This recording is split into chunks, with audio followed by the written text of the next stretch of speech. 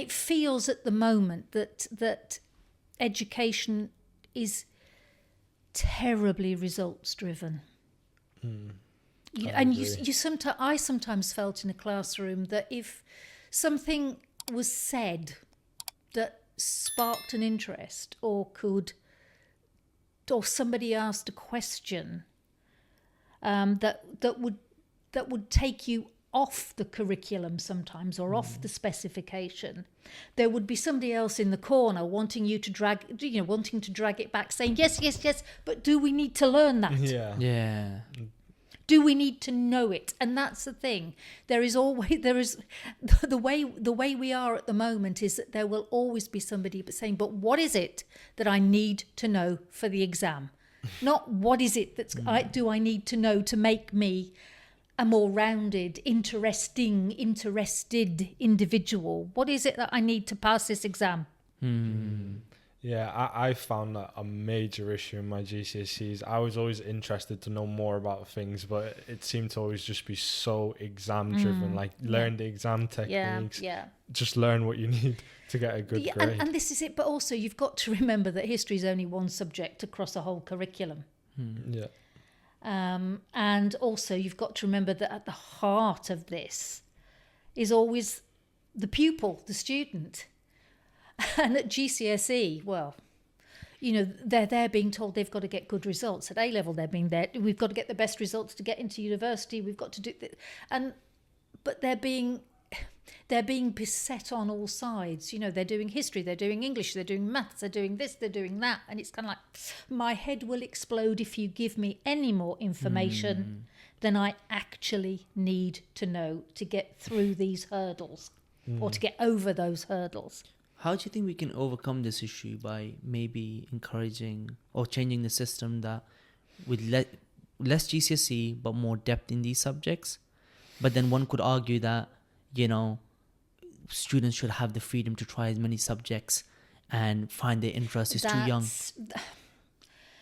That's something that it's a difficult one to solve, because some people would say, well, in this country where we do A-levels, we encourage people to specialise too soon, too quickly.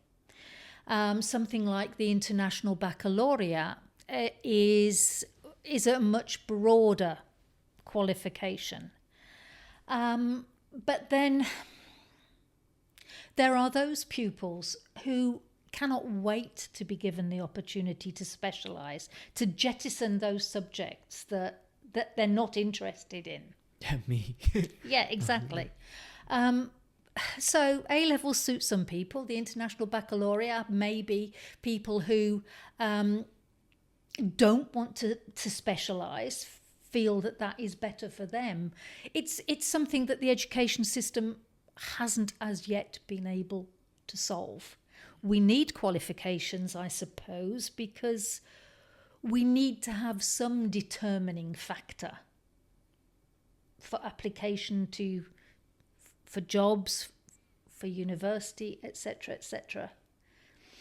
But what is the best system?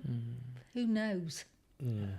But what I think most teachers would wish is, can we just stop chopping and changing and give us time to bed in these things that you want us to teach? Or better still, maybe you could just go away and stop politicising education. That's a very interesting point as well. What do you think makes a good teacher? I think first and foremost, an interest in young people, a desire to teach young people. I said at the start that I came in it from the viewpoint of, I want to teach my subject. I think an awful lot of secondary school teachers do that. Fair enough. The interest, but you don't get very far if you don't have an interest in the pupils that you're teaching. If you're teaching primary school children, then you're teaching a broader curriculum. So I think basically most primary school teachers would say they go into it because they want to teach children. With secondary school teachers, maybe not so much.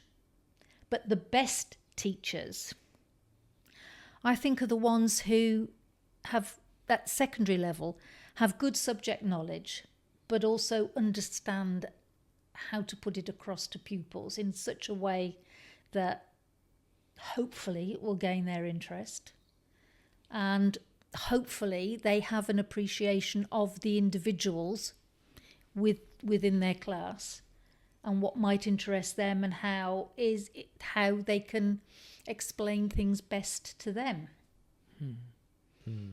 What do you think makes a good student? A successful student? A successful student, I suppose one that is willing to learn, one that wants to learn, and somebody who comes to education with, or they come to subjects with, an open mind, and just are willing to listen, to learn, to research, that sort of thing, and behave. That's up there as well. Yeah, that. I know that's a difficult one.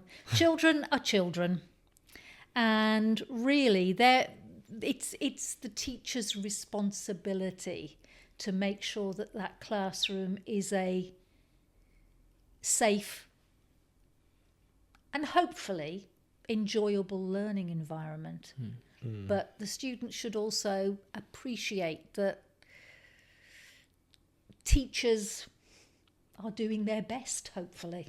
Yeah, I think that's a really important thing to mention, because I was one of those kids who got in a lot of trouble at school. Really? But I also got along really well with all my teachers. Like, I can't name like a single teacher where I was, I really dislike them. And I think they all liked me as well, which I hope anyway. There's no doubt about it that students will say, one of the big things that they will say to you is, yes, but he or she doesn't like me. You know, they do make snap decisions about their teachers. And yes, that teachers have different styles. Teachers have different ways of dealing with pupils within the ethos of the school. But I think it's very rare, to be honest, that a teacher would say, oh, God, stop that child. And if they do, it's maybe in the quiet of the staff room or the privacy of the staff room, and they don't really mean it. Yeah.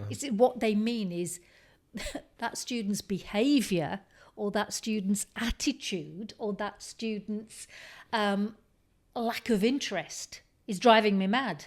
Yeah. One thing I noticed from the student perspective was, like, all my other friends who'd get in trouble, when the teacher would tell them off, they'd take it like personally, like they're getting attacked.